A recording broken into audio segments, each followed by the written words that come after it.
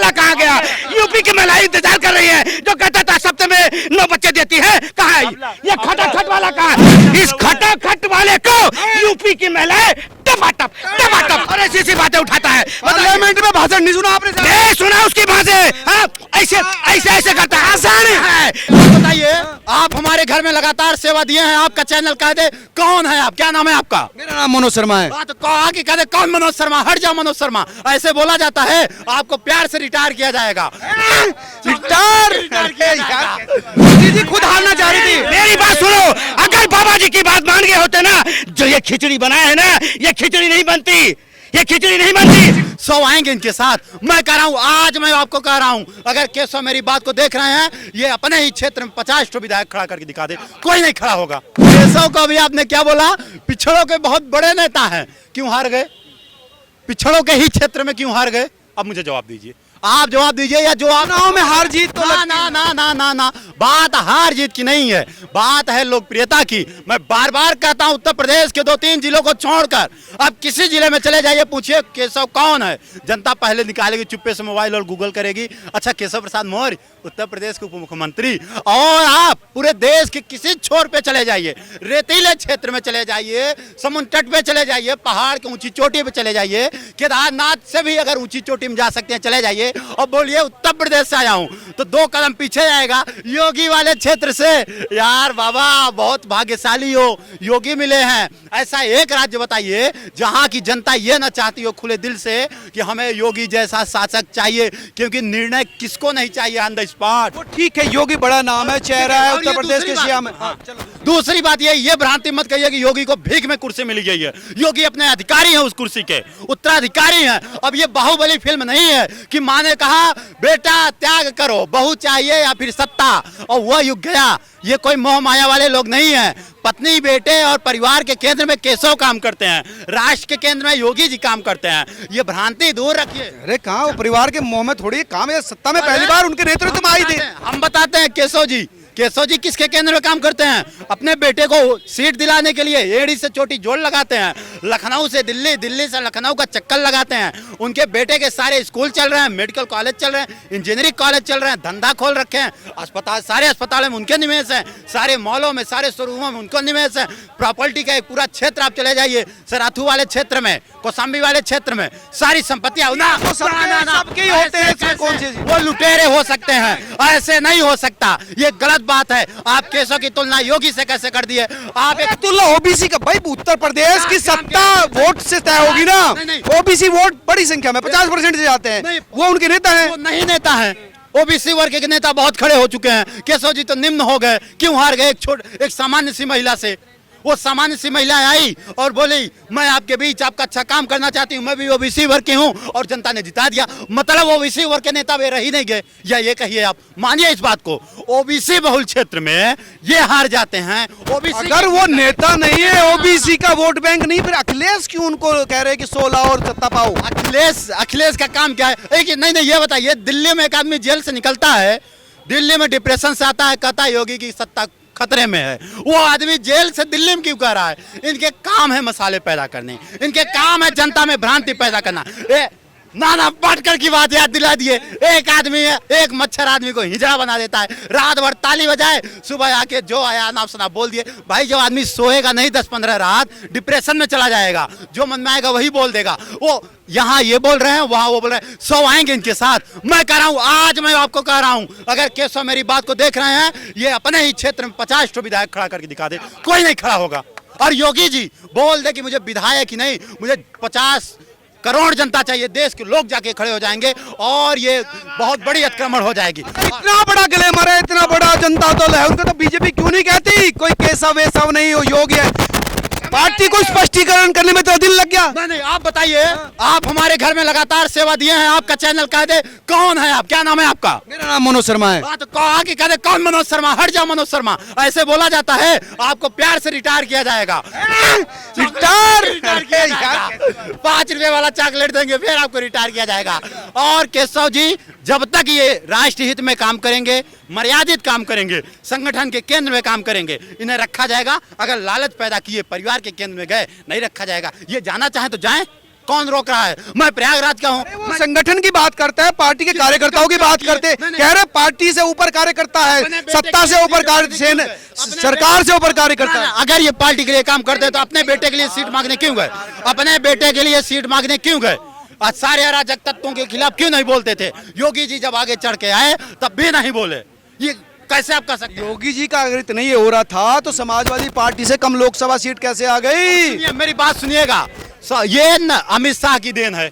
अमित शाह उत्तर प्रदेश में योगी जी के साथ बैठ के मतगणना क्यों नहीं कराएं? उनसे विचार क्यों नहीं जानने की कोशिश की? स्थानीय लोग तो मतगणना केंद्र पर होगी ना।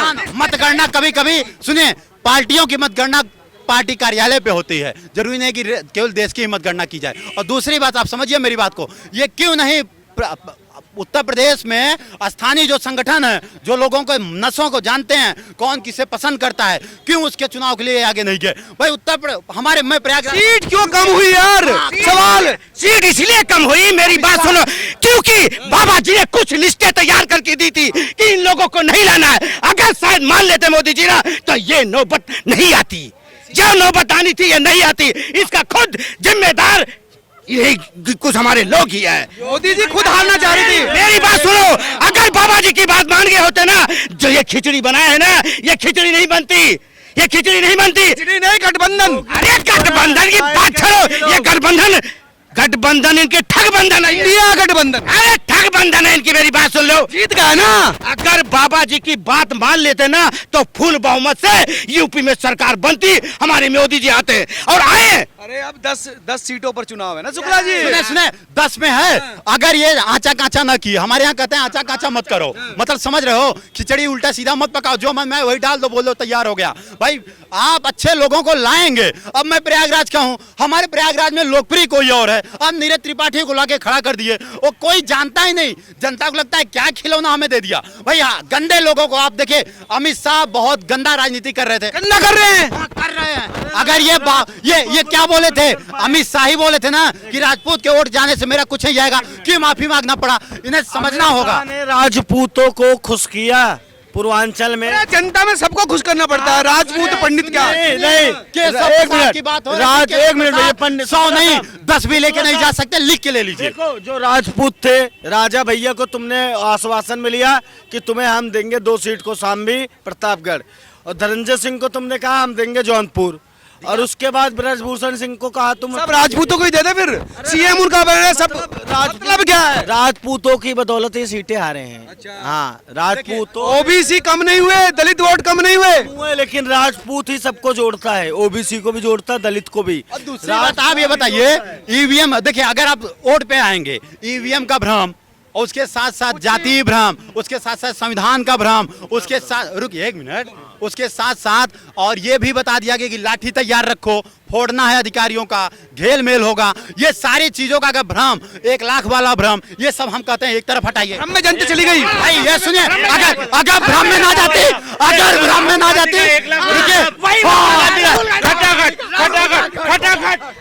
जो राहुल गांधी के बहन में पड़ी ना, वहाँ की राहुल औरतें विधानसभा चुनाव में डंडा लेके इंतजार कर रही है, डंडा लेके इंतजार कर रही है। ये खटाखट वाला कहाँ गया? एलओपी है वो, खटाखट वाला कहाँ गया?